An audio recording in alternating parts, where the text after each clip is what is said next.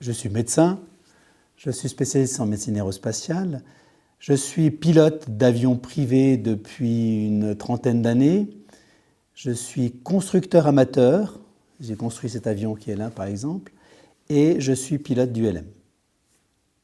En Europe, la réglementation aérienne est régie par un certain nombre de règles et il y a une certaine catégorie d'avions qui ne sont pas encore réglementés, qui sont l'OPNA, c'est-à-dire ces aéronefs ne sont pas réglés à l'échelon européen, mais à l'échelon national.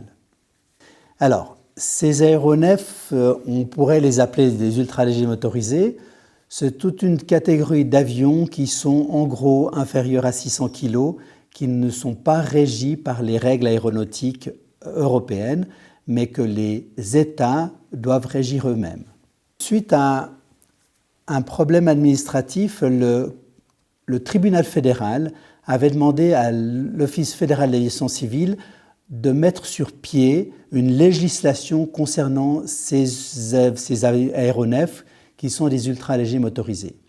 Raison pour laquelle le département des transports essaye de mettre au point une nouvelle ordonnance qui se trouve ici, régissant cette aviation privée. Évidemment, si on est là, c'est qu'on pense que cette ordonnance ne le fait pas de façon correcte. Et pourquoi ce n'est pas une critique au point par point de l'ordonnance, c'est une critique de la compréhension globale de ce que c'est que les aéronefs ultralégers. En gros, il y a trois catégories d'avions.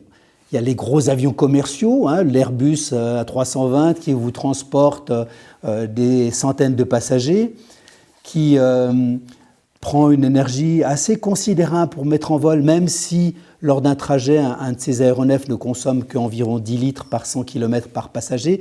Ces gros aéronefs ont une énorme masse cinétique parce qu'ils ont une énorme vitesse et un énorme poids. Ça va jusqu'à 300-400 tonnes. On l'a bien vu dans les tours jumelles, un avion comme ça a un impact sur l'environnement qui est très important. Il a un impact de consommation qui est très important. Il a un impact de bruit qui est très important. Et ça, c'est régi par des règles de fabrication de l'aéronef qui sont extrêmement strictes, avec des règles de révision qui sont très strictes. Et en plus de ça, les pilotes sont des pilotes certifiés du point de vue médical avec des visites annuelles ou tous les 6 mois en fonction de l'âge. Ces aéronefs-là, commerciaux, partagent un espace aérien supérieur et quittent très rapidement le sol pour se retrouver à des altitudes où ils ont la possibilité de voler plus loin et plus vite. Il y a un deuxième groupe d'aviation qui sont l'aviation privée, en gros les aéronefs qui vont de 600 kg à, mettons, 3,5 tonnes. Ces aéronefs-là sont relativement complexes. Ça, c'est un aéronef d'aviation privée. On peut dire que ce sont des aéronefs qui sont contrôlés aussi du point de vue technique par des pièces qui sont contrôlées, qui ont des durées de vie, etc. Et les pilotes eux-mêmes ont des licences médicales pour pouvoir voler. Ces aéronefs, ils ont aussi, parce qu'ils sont relativement lourds, une consommation relativement élevée au décollage. Ils font en gros 60 à 100 litres par heure au décollage. Ils ont un gros budget et l'heure de vol est aux environs de 400 à 600 francs suisses en fonction évidemment de la taille de l'aéronef. Ces aéronefs-là partagent un espace aérien beaucoup moins élevé que les aéronefs de l'aviation commerciale, mettons entre 2500 pieds, c'est-à-dire environ 1000 mètres, enfin un peu moins de 1000 mètres, et 2 ou 3000 mètres.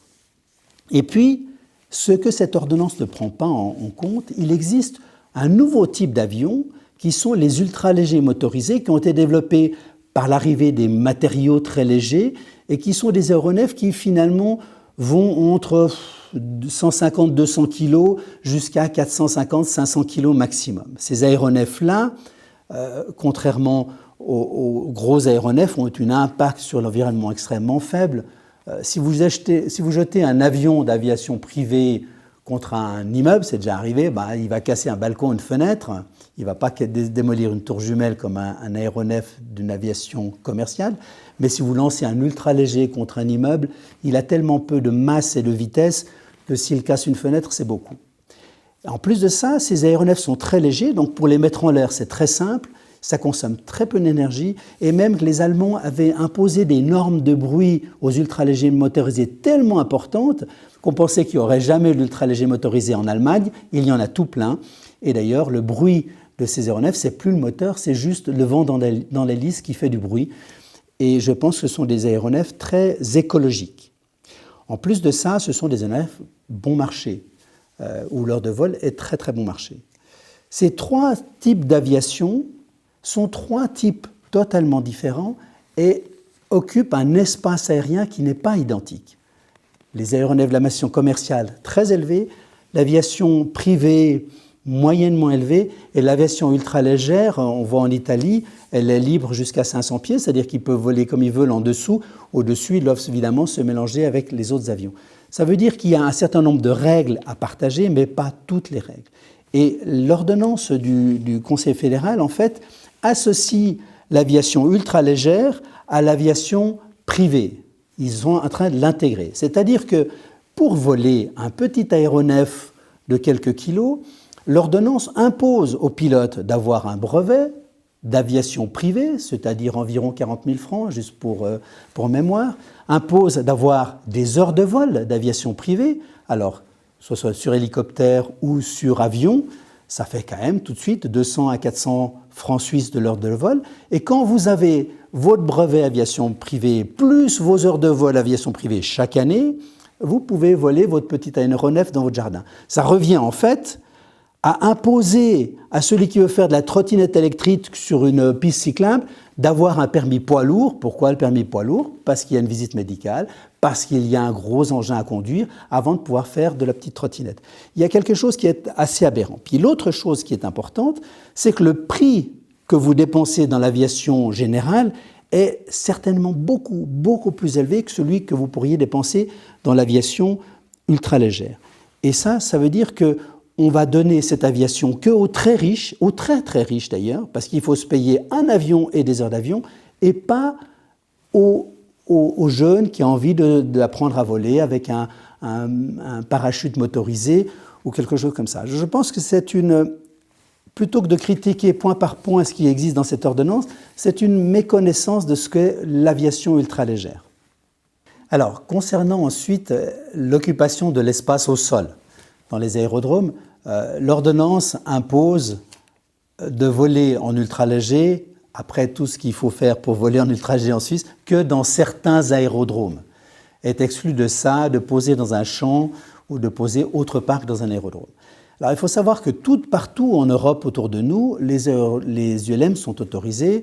En France, ils peuvent poser partout, pourvu que le propriétaire du champ soit d'accord.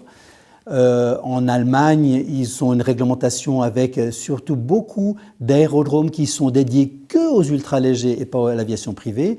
En Italie, c'est un mix de tout ça. En Espagne ou dans les autres pays, on peut voler de façon relativement simple avec des ultralégers motorisés.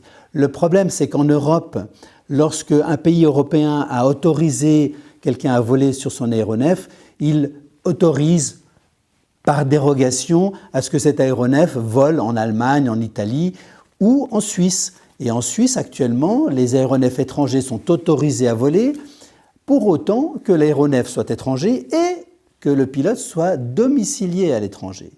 Alors, l'ordonnance voudrait que tous les Suisses qui habitent en Suisse n'ont pas le droit de voler un aéronef étranger en Suisse sans licence suisse. Donc cette ordonnance, en fait, va s'imposer aux Suisses et créer une certaine discrimination vis-à-vis du pilote, mettons, français qui vient voler dans la région lausannoise avec un aéronef français qui a une certification déclarative, donc il dit que son aéronef est en bon état, qu'il n'a pas de visite médicale, il dit qu'il est en bonne santé, et il viendrait voler en Suisse de façon libre, alors que le Suisse même ne pourrait pas voler en Suisse. Pour ce qui est de la visite médicale, il y a une étude qui avait été montrée à l'Office fédéral de l'aviation civile en 2017, une étude comparative en France qui mettait en exergue l'aviation générale comparée à l'aviation privée du point de vue de l'accidentologie. L'accidentologie est à peu près la même. On a pour l'aviation générale environ 4 morts pour 100 000 heures de vol. On a pour l'aviation ULM la même chose, parfois un petit peu moins, parce que les pilotes d'ultra-légers motorisés en France ont beaucoup plus d'expérience de vol que les pilotes privés, simplement parce que la façon de voler en ultra-léger est bien meilleur marché. On peut dire qu'en Suisse, il y a encore 2 petites complications pour voler en ultra-léger motorisé. D'abord, en Suisse, on parle français, allemand, italien et romanche. Et pour des raisons qui sont peut-être aussi une méconnaissance de la hauteur des espaces utilisés, on impose à tout le monde de parler anglais. Alors, comme vous savez, il y a beaucoup d'anglais en Suisse, donc il faut absolument savoir parler anglais pour pouvoir voler un aéronef en Suisse. Ce qui n'est pas très judicieux ou pas très, démocratique. Ouais. L'autre complication, c'est qu'en Suisse, on a, pour l'instant, autorisé certains ultra-légers motorisés, c'est-à-dire certains avions dont le poids est inférieur à 500 kg, à voler, que sont des sortes d'hélicoptères qu'on appelle des autogyres,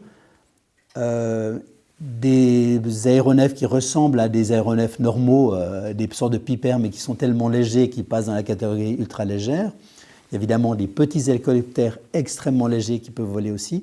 On a exclu actuellement en Suisse les ailes delta à moteur. Ces ailes delta à moteur, elles peuvent voler que si le moteur est électrique.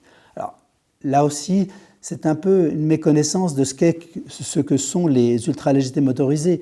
En France, pour prendre l'exemple en France où on vole en ultra-léger motorisé depuis de très nombreuses années, le plus accidentogène de ces ultra-légers motorisés est l'autogyre.